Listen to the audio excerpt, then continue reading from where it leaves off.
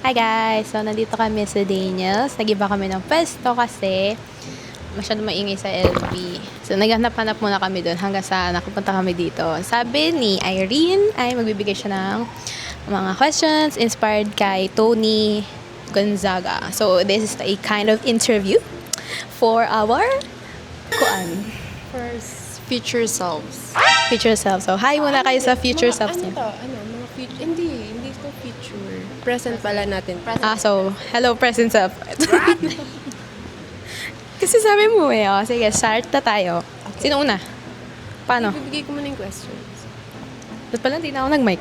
Kung ito na mic. Ay, hindi. Maririnig. Maririnig. Hindi. Mas maganda kasi ito eh. Mas, Kapag ako magbabasa. Di ba sabog? Okay. Pakinggan nyo na. Pakinggan nyo. Okay, start. Okay, this is our first question. What's one truth you've recently embraced about yourself? Tagalog. Hirap naman nun.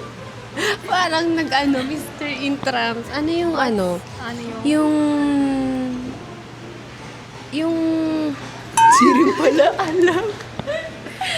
Hindi pala marunong magtagalog. What's one truth you've recently embraced about yourself? Ay, parang na.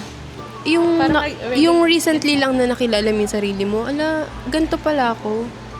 Na, mali ka. na inaalam mo, tinatry mong tanggapin, embraced. Kasi yun yung katotohanan. Yun yung... Recently mo lang nalaman. Wala kang sagot pala. Parang tanga. Nagbigay ng question, di naman pala alam yung sabihin. What's one truth? Next question please. Kaso na, mamaya na lang yan. Hindi, meron na ako. Pero parang di ko sure kung tama to. Sige nga. Try mo. Meron na ako nakalimutan ko lang yung... ewan ko lang kung tama. Try mo nga lang. Ano ba yung toxic trait? Kahit ano. Kahit ano, basta yung in-embrace mo na. Meron- Meron. Na kasi ikaw yun eh. Okay. Yung man-hate. Charing, hindi. Yung yung time na, yung sobrang independent ko na. Parang nagiging toxic trait ko siya.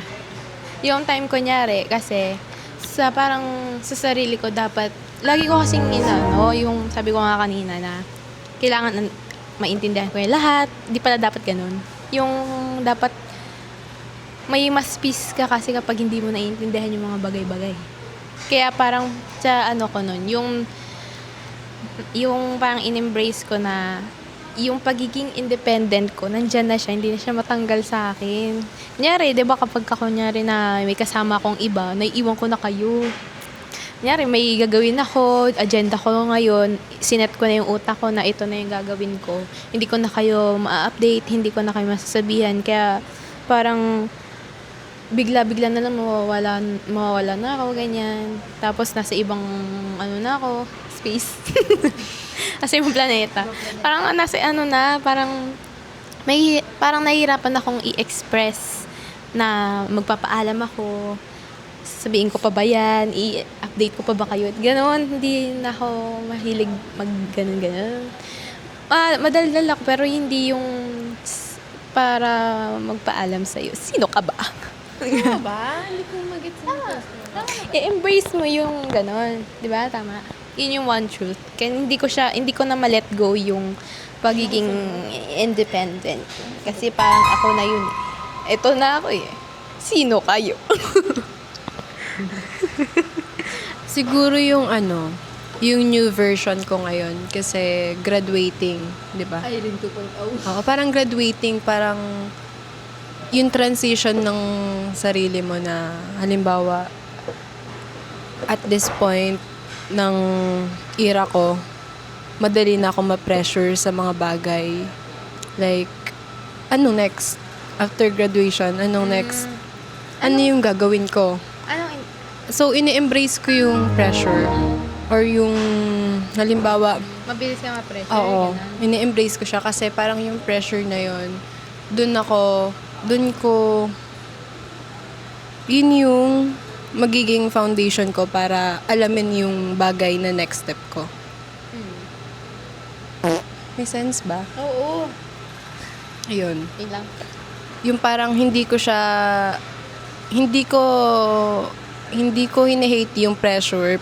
At the same time, hindi ko rin siya masyadong sinusunggaban. Kumbaga, na, ano lang, chill lang. Pero Go in the flow. Pero, back of your mind.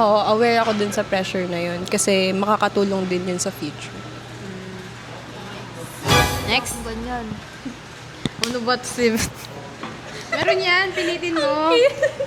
Para may kasama tayo ba? Tama nga eh. Inom ka na lang, Jackie. Wala akong gagawin. Kung ako, independency, siya. Ano yan? Pressure. Ano yung version? 2.0. The, Transition na yun. From pagiging student to ano. Employed ka na. Ganon lang. Ano yung one thing na hindi mo naman nagawa? Same as them, okay. Ano na? Bisa mo? Siguro ano, Malala ba tayo? One question pa. yung pagiging makulit, madaldal. Kasi napansin ko yun napansin ko yung intrams. Sobrang parang bumalik ako sa dati na makulit na lahat kinakausap ko ganun, na hindi naman ako ganun nung pagka-college, nung tumutong ng college, nung ano lang, high school na bago. In-embrace ko na siya. Yung pagiging makulit, naging ano na ulit ako, open na. Yun, naging open na ulit ako. Parang, kasi dati makulit ka pero parang nawala. Kasi parang nagkaroon ng barrier. Pero ngayon, lumalabas ulit siya. So, in-embrace mo siya kasi ikaw yun eh. yun kasi talaga ako. Makulit talaga ako, hindi ako tahimik. Mali lang explanation. Hindi ako tahimik, pero ngayon, lumalabas na ulit siya. Pagkakulit ko. Yun lang. Next question, please. How do you define success? Pero sa atin, hindi siya sobrang taas ng success kasi hindi pa naman tayo nagtatrabaho, graduating pa lang tayo. Ngayon. Pero ikaw in simple halimbawa sa simpleng isang araw, paano mo na-define yung success, 'di ba? Paano mo masasabing success yung isang araw mo? Ikaw muna. Ako muna. Ikaw naman. Siguro ngayon, isang halimbawa siya ng success kasi parang dumating na ako sa point na ang hirap na gumising sa call time, sa maagang call time. Yung hinahanap pa rin kasi dati nung medyo bata-bata pa ako, parang kapag 4 a.m. call time, oo, yung mga chatra pa tayo dyan, mga 4 a.m. call time, magigising agad ako, tapos tatayo agad ako. Pero ngayon, dumating na sa point na pagigising ako ng maagang call time, hihiga pa ako, mga 5 minutes pa, ganun pa. Yung ang hirap-hirap gumising, kasi sobrang pagod na pagod. Siguro, para sa akin, yung successful na araw, kapag gumising ako sa alarm clock ko, tapos ganado ko, yung meron akong urge na mag-warm up, magligpit ng mga unan mo, yung ganun. Tapos feeling ko, dun sa kapag ganun na yung umaga mo, maganda yung nagsimula yung umaga mo sa maayos na routine. Yung buong araw mo maayos na. So magiging successful na siya. Parang maganda na yung aura mo sa buong araw. Pwede material? Oo. Yung mabalik ko yung sa diary ko. Kasi 'di ba dati, gumigising ako alas 3 ng umaga, 4, ganyan. Tapos sinasabi ko pa doon, gusto kong pumayat. Kahit ang payat-payat ko na noon, may ipapayat pa ba ako noon? Tapos ang ko noon, parang ang gusto kong, success, sabi mo? Success. Moment? Ano yun? How do you Define that success today. Define success. How do you define success? Parang, Pero sa atin, yung student. parang yung masulat ko yung buong araw ko sa papel. In detail. Para, kunyari, in the future, pag nabasa ko siya, ay, ganito pala ako dati. Sobrang hirap ko. Tapos gayon, ganun. Mahirap pa din. Yung parang magre-reminisce ka. Oo. Magre-reminisce ka na yung pagsulat mo lang ng mga nangyari sa araw mo, success na siya para sa akin. Kasi, una nun, memory mo yun. Pangalawa, parang na-help kasi nun yung utak mo para maging productive ka sa buong maghapon or even nung pagkatapos ng lahat ng ginawa niyo sa school, na sulat mo siya, parang success siya kasi nagawa mo, na may mga nagawa ka pala buong maghapon. Parang na-summarize mo siya sa isang papel. Parang gano'n. Parang maganda yan kasi limbawa, successful siya kasi meron kang pagkakataon basahin na, ay, ang pangat pala ng gantong ginawa ko. Pwede ko siyang mabago. Or ito, ang ganda nito, pagpapatuloy ko to. Kaya magiging successful siya. Bakit sa akin wala kwenta? Hindi. Success? Siguro nung pwede bang para like, summarize ko kung ano yung ginawa ko, na feeling ko nag-success ako doon. Sige lang. Yung nung sa intrams, kasi, intrams ulit. Kasi ang dami ko talagang nagawa ng intrams. Sobrang dami kasi di talaga kami sumasali ng intrams. Like, mula first year, wala kaming sinalihan. Tama, di ba? Wala kaming sinalihan. Tapos ngayon, 4 yung sinalihan ko.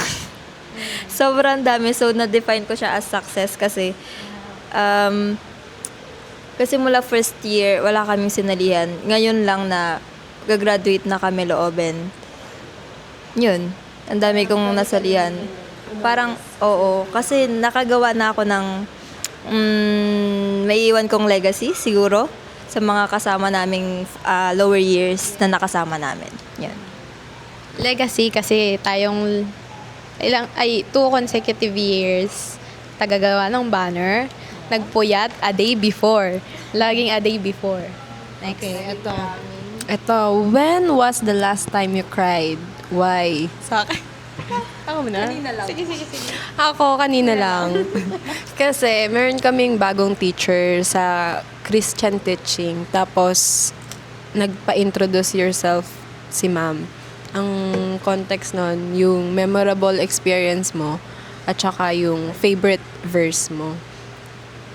Both question, naiyak ako kasi wala yun about life yun. Tsaka every time pinag-uusapan yung kabutihan ng Diyos, titiklop ako.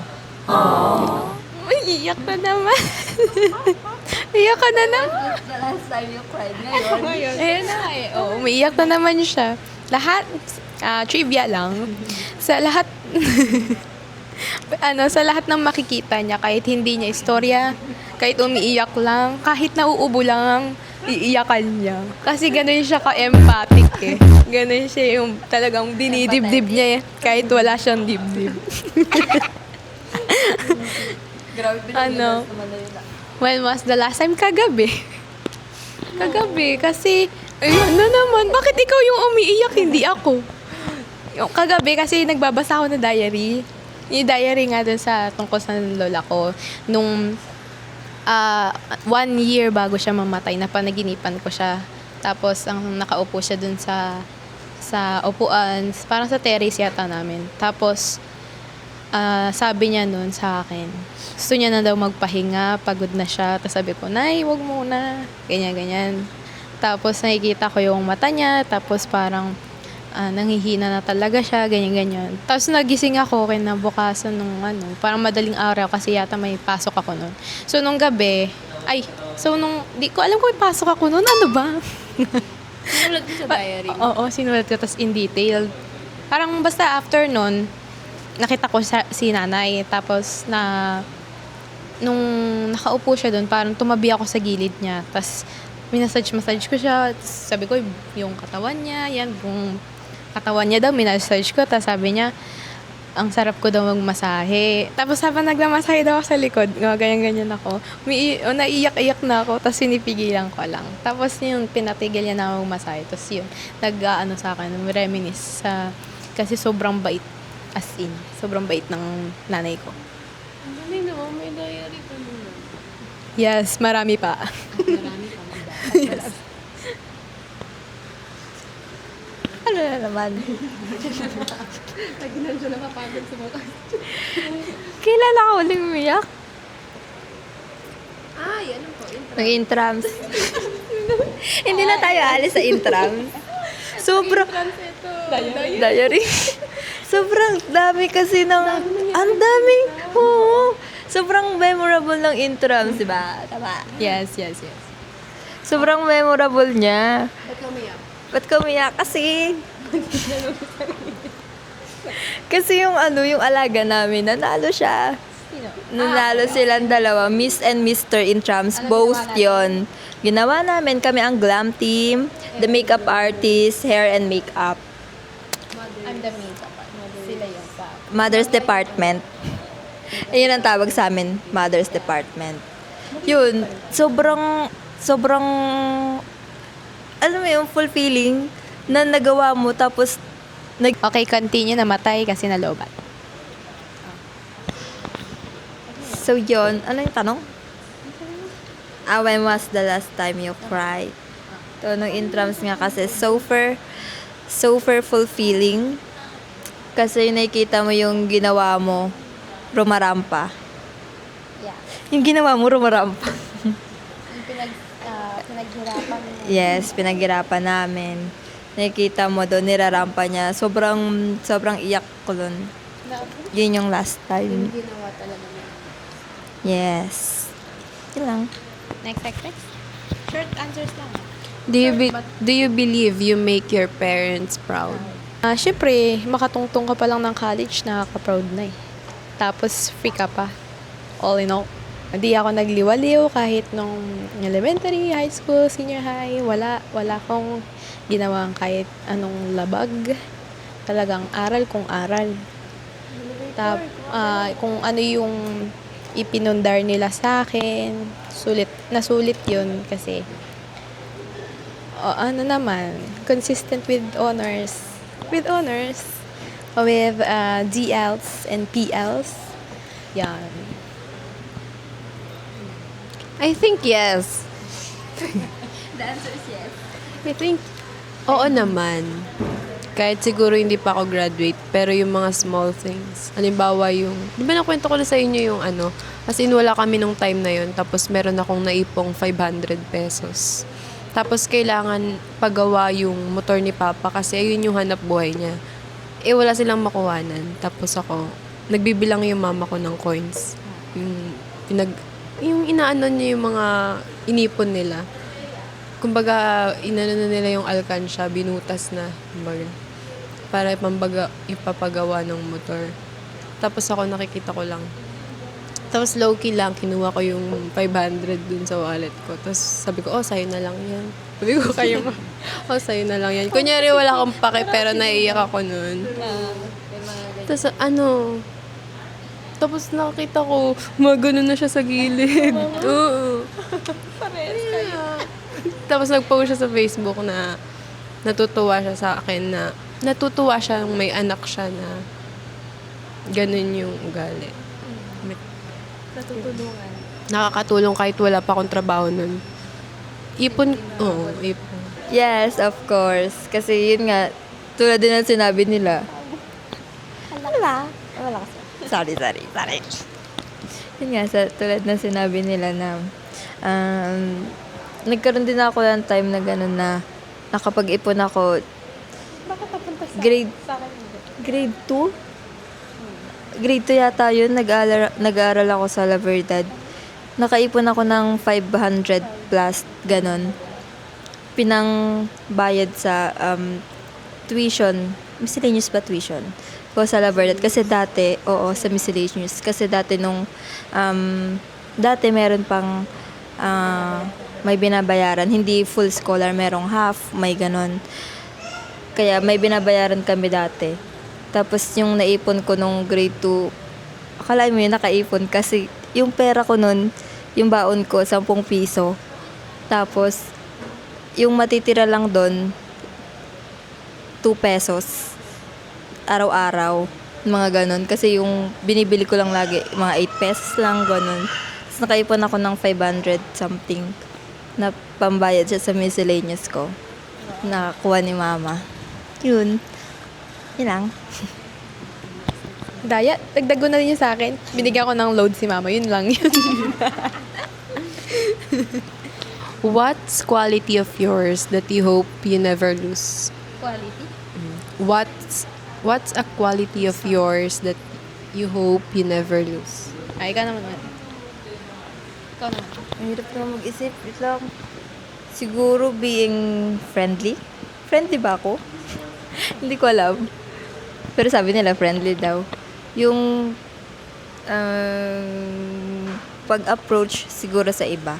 Yun yung ayaw kong mawala na ayaw ko yung i-isolate yung sarili ko. Na ano ba? Quality mo. Yun nga, ayaw ko nga kasing i-isolate yung sarili ko. So, gusto ko, lagi akong friendly. Yun nga. Medyo naman na nagulang lang. Sige, tama. Hindi ba kasi tapos naman. Yun, kasi ayaw ko nga maano yung sarili ko. Gusto ko laging open. Laging, basta ganun. Gusto ko laging may nakakausap. Gusto ko, kapag tinawag nila ako, malalapitan din nila ako. Natawag nila ako, ate, ganun. Natutulungan ko sila kung, yung madaling lapitan, ganun. Siguro yung pagiging empathetic sa mga tao. Kasi parang ano ba? Kasi minsan may mga taong hindi natin nakikita. Gusto kong maging isang ganun ba ako? Mamaya hindi pala ako ganun. Ito, wala bago kami. Yung kahit may isang tao man lang na makikita na nag-exist siya, na may pinagdadaanan siya, ganun. Gusto kong ma-feel niya na merong pwedeng niyang lapitan. At naiintindihan siya. Yun lang. Kasi guys siya, kapag may nakikita siya na tawag ito, na tao na parang nale-left out, lagi siya yung nakakakita nun, tapos sinasama niya lagi. Yun. Iyak na naman. Iyakin. Tapong ko to. Tapong ko to. Yung second is confident. Alata naman yun eh. Wala nang bago dun eh. Wala, kasi kapag confident, kasi pag minsan, nararamdaman ko rin yung sarili ko na nawawalan ako ng confidence. Minsan lang. Pero nung high school kasi, nung parang nagkaroon kasi ako ng mga teacher na hindi maganda, tas down talaga sa'yo, yun yung time na nawalan ako ng self-confidence sa sarili. Pero nung nag-college ako, bumalik ulit siya. Nabalik ko yun dati nung grade 6 pa ako, nabalik ko yung pagiging confident ko ngayon. Ngayon, yung confidence na yun sa sarili ko, parang ginagawa ko siyang way na hindi lang para sa pakinabang ko lang. Ginagawa ko siya para makatulong din sa iba. Kunyari, may nanghihingi ng tulong, pag may i-voice out sila, ihahanda ko yung sarili ko na ako na lang yung mapagalitan, ako yung i-front nila para ma-save ko yung face nung iba. Ganon. Di na ako nahihiya eh. Yan. Minsan yung confident niya, sinishare niya sa akin. Sa'yo din ba? Kasi minsan ba, uy, nahihiya akong gawin niya. Sabi niya, kaya mo yun, ba't ka mahihiya? Nampupush siya. Oo, nambubush. What's one thing you've learned from heartbreak? Pwedeng friends, family, crush. O pwede din crush na na-heartbreak ka. Siguro sa ako sa friendship, never, ever, ever kang mag-backstab. Kahit hindi mo na siya friend, don't. Kasi parang may pinagsamahan kayo talaga. Tapos babackstabin mo na parang ang pangit lang sa akin. Tignan or pakinggan yung ganon. Yan lang. Ako, to never trust all information with just one person. So, yun dami mo heartbreak sa friend. Kaya nga, ito na nga po. Oo, ito na nga po. Sobrang daming heartbreaks talaga. Sobra kasi akong panatag kasi ako sa sarili ko na kahit anong gawin mo sa akin, wala kang makukuha. Kaya sobrang confident ko sa sarili ko na kahit sabihin ko yung mga bagay na gusto ko, like gusto kong makamit, hindi mo yun basta makukuha sa akin kasi ako na to eh. Hindi ako. Kasi magkaiba tayo. Magkaiba tayo na gusto, magkaiba tayo ng pagkatao. Kaya kahit anong gawin mo sa gusto mong makamit yung gusto kong makamit, okay lang, go. Basta, huwag tayong magbanggaan. Ganun. Parang, ang sa akin na lang is, wag na lang ako masyadong magtiwala or ng sobrang, husto. Ganun. Parang magbigay din ako ng boundaries, naglaan ako ng space sa sarili ko para hanggang dito lang yung friendship natin. Pero friends pa din naman tayo. Siguro sa friends na lang din. Siguro huwag kang masyadong mag-trust din sa akin. Or wag kang masyadong maging open book sa friends. Pwede naman sa friends na alam mong totoo, pero yung halimbawa, may bago kang friends, wag kang agad-agad magkikwento or magta-trust sa tao. Dapat kapag gusto mong magkwento man lang sa isang tao, dapat trusted yung taong yun. Kasi yung bagay kasi na ikikwento mo sa kanya, mahalaga yun eh. Halimbawa, may ikikwento ko sa kanyang mahalaga, pero hindi niya pinahalagahan yung kwento na yun. Ikikwento niya lang sa iba, na parang wala lang yun sa kanya, pero sa akin napaka-big deal nun. May upcoming episode, sama namin yung isa sa aming asungot. Yung nag-iisa naming princess. Nag-iisang princess namin yan. What is the biggest change you have in your life right now? Yung biggest change ko sa sarili ko, yung kahit anong mangyari, go with the flow or life goes on. Kasi sobrang OA ako sa pag-aaral. 'Di ba? Talagang pinupurso ko talaga yung highest to the point na mababurn out ka na. Yun yung wina-workout ko pa rin naman ngayon. Pero at least, hindi na siya katulad nung dati na OA ko nun. OA namin, pares kami. Na, sobra kong mag-review. Talagang, gano'n na gano'n. Hindi na natutulog. Hindi na makausap. Pag ganyan na. Mga gano'n na. Tumitirik na lang yung mata. Kaka-review kasi, kami perfectionist. Or achiever na perfectionist. Gusto laging may ma-achieve sa buhay. Pwede naman magdahan-dahan. Bakit laging minabadali ang bagay? Ganon. Biggest change? Siguro yung hindi na masyadong tinatamad. Kasi sobrang tamarin ko talaga. Like, pati yung mga project, hindi ko ginagawa. Ngayon kasi sobrang dami ng ginagawa. So, doble dapat ang effort and yun. Ngayon, sumisipag na. Madami na rin nagawa. Yun. Sa akin, siguro yung pagbe-breakout ko. Kasi 18 years ng buhay ko, parang hindi naman ako ganito kalala mag-breakout. Tapos, buong third year, feeling ko kasi dito nagmumula yung confident ko eh. Yung, lalo na gustong-gusto ko yung pagharap sa camera. So, paano kung yung pagbe-breakout ko, yung pagbe-breakout ko, nakakahadlang siya ngayon. To be honest, nahihirapan ako na maging confident ulit dahil sa pagbe-breakout ko. Niinda ko to sa bahay. Ganyan. Feeling ko ang daming mawawala. Parang ganun yung pagdating ng breakout sa akin ngayon. Kaya sobrang laking pagbabago talaga ng pagbe-breakout ko. Gusto niyo to ba to? Ako wala akong masagot dito eh. Pero try niyo lang. What's a kindness you've witnessed recently that left an impact on you?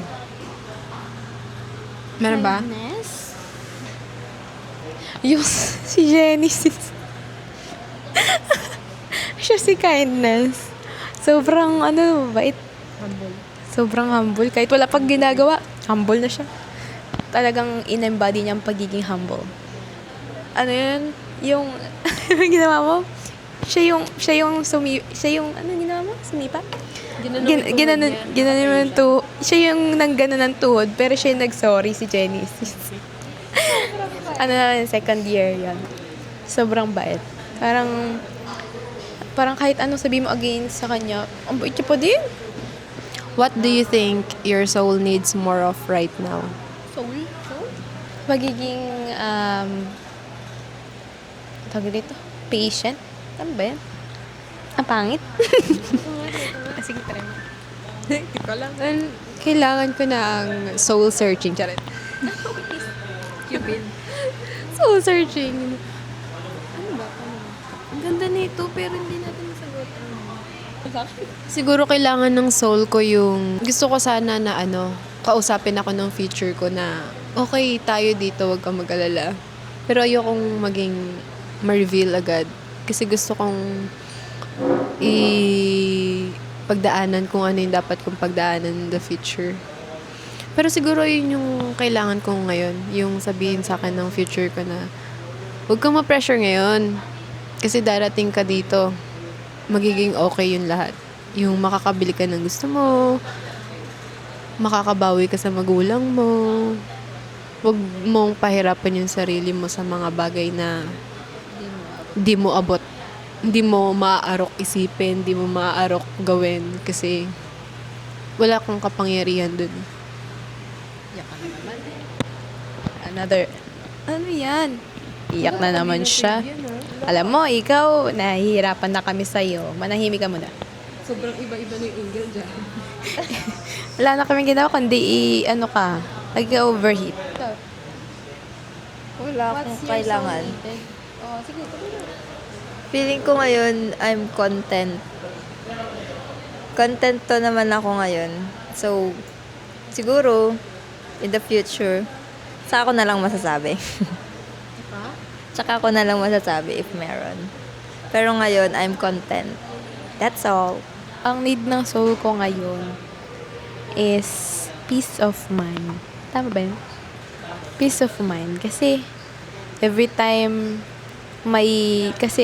na may masayang mangyayari, as in sobrang saya ninyo, meron ding dadating na ikakalungkot mo, ikakainis mo. Talagang, susubukin ka ng panahon. Marami, ang daming pagdaanan. Tapos, habang nasa college ka pa, yun yung mahirap. Kasi hindi mo naman siya matatalunan. Kailangan mo pa rin talagang pagdaanan. Sana once in my life, magkaroon kaming lahat sa pamilya ko ng peace of mind. Yun. Noobin. When you talk to yourself, what do you say? Okay, When you talk to yourself, what do you say? What do you say? May awa ang Diyos. Wow, one-liner pala. One-liner pala to eh. Everything happens for a reason. Magtiwala ka lang. Drop. Yun. Someone I'll always be grateful for is... Sino yung tao? Sige, general ko na lang. My family, I love my family. Yan, una-una na si mama.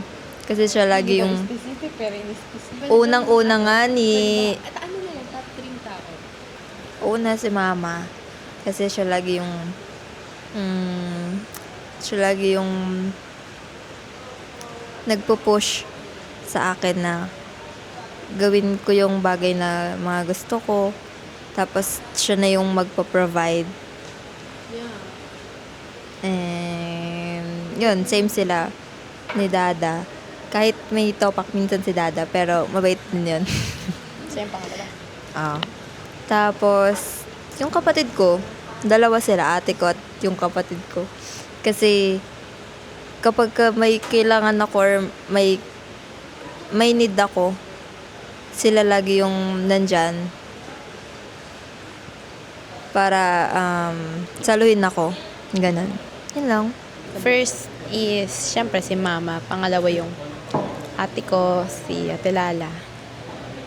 Pangatlo, yung kapatid ko na si Pepe, yung isa. Dalawa. Yung kambal na lang. Yung si mama, kasi, kahit hindi kami, ano yun, sobra kasi ang dami niya na pagdaanan na kahit parang pag ako yung nandun sa pwesto niya, hindi ko kakayanin. Kaya nga ako naging man-hater kasi yun na yun. Dahil sa ano ko.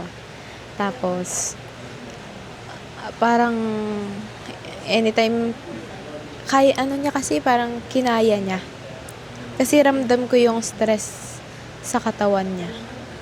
Nung mga time na may problema kami sa bahay. Talagang lahat tiniis niya. Parang, kaya nga doon ko nakikita sa mga nanay na lahat, ano yun, parang sinabi ni Tony Gonzaga na paano naglalast yung relationship. Sabi niya, parang sa pagpapatawad. So, kailangan kung gugustuhin mo talagang maging intact yung pamilya nyo, yung unang-una doon, yung magulang, or yung nanay, nagpapatawad talaga. Laging chance, second chance, third chance, hanggang sa maubos siya. Ganun ko siya nakikita. Kasi, ang hirap lalo na kapag wala ako doon, tapos may mangyayari na hindi mo maaasahan. Siyempre, dagdag stress yun sa katawan.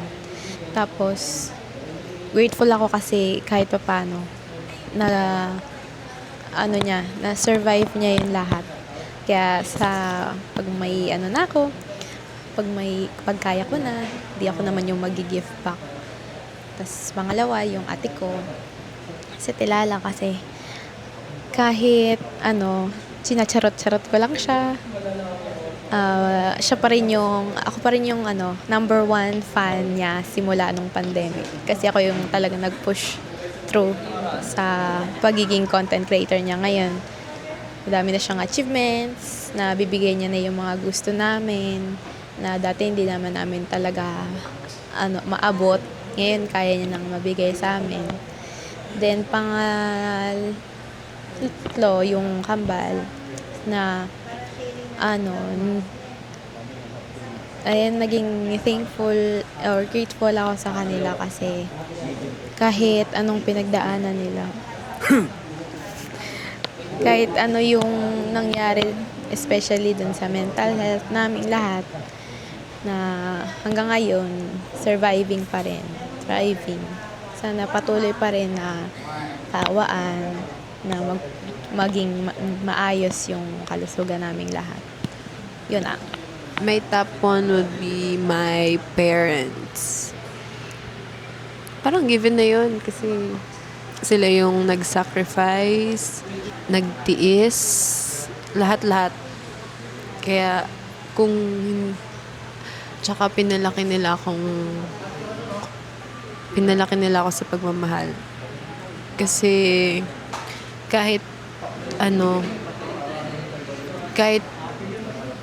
kahit si mama ay isang teenage mom, pinili nilang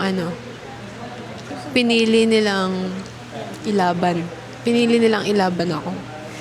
Kahit tinakwil na sila nung mga taong nasa paligid na ganyan.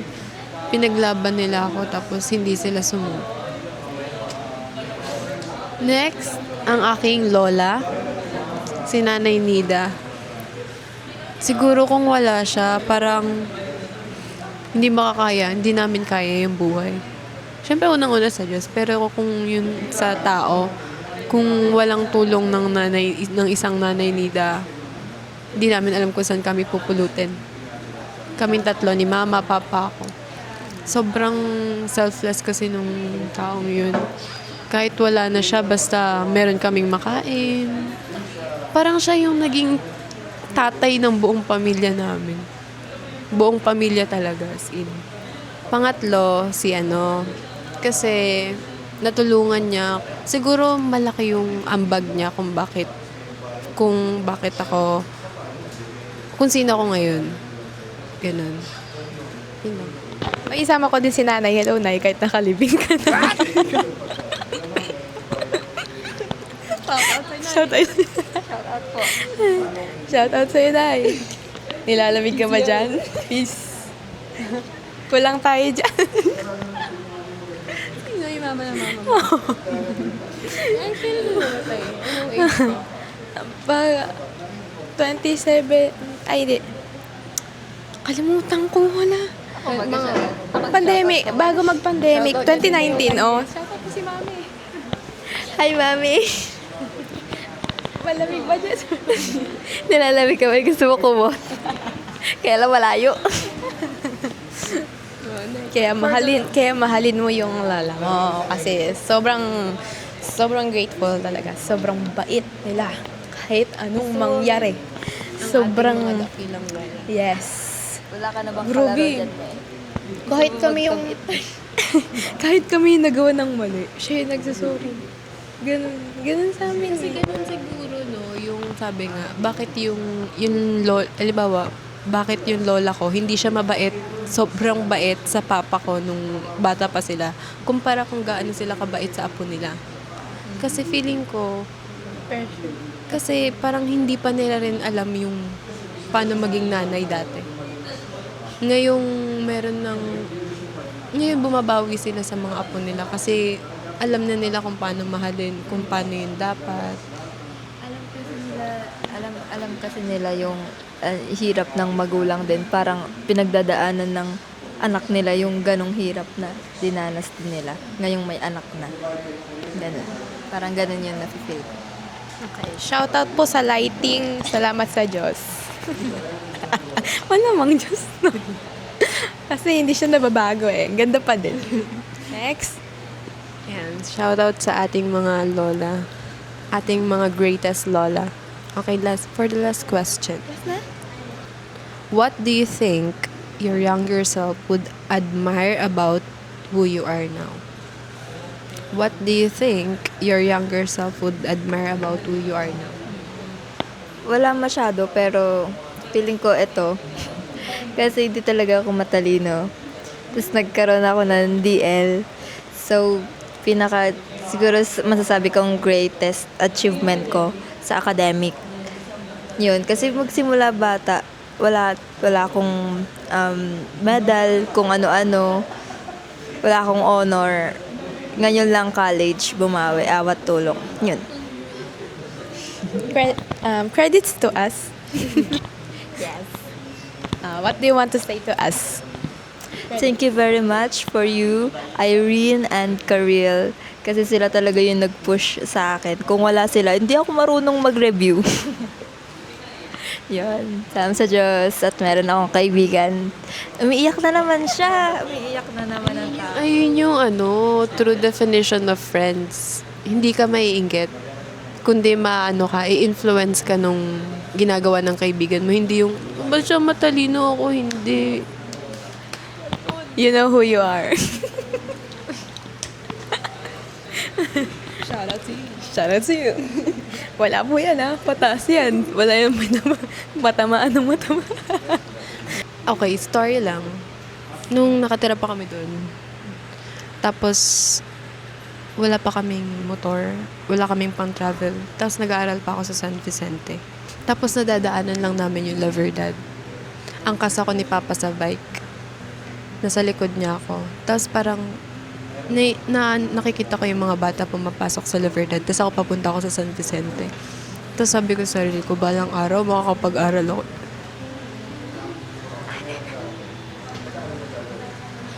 Siguro ayun. Tapos ngayon, graduating na. Harap ka din. Siguro i-admire niya na nakapasok na siya sa La Verdad. Tapos, awat tulong, meron siyang ang tawag doon? Dean's lister siya. At graduating na siya, loobin. Ituloy mo yan. Okay. Ito na naman siya. Umiyak na naman siya. Halos same lang kami. Kasi, pangarap ko din talaga mag-laberdad. Grade 6 pa. Kaya di ako nag-enroll sa dahil ayoko sa school. Itong laberdad lang talaga yung gustong-gusto ko. Tingnan mo ba yung itsura, oh? Sobrang majestic. Majestic? Kaya sobrang, hindi ko rin alam. Parang pagka nandito ka na kasi eto na yun nandito ka na sa lugar kung saan yung pinapangarap mo noong bata ka, dun mo lang marirealize yung layo mo na, pero at least nakamit mo. Hindi ka man yung up, nasa top na university. Oo, nasa top 5 ng universities or nasa mga magagandang university sa buong mundo. Pero yung isa sa pangarap mong natupad, yung makapag-aral sa prestigious school na gustong-gusto mo talaga, which is yung Laberdad.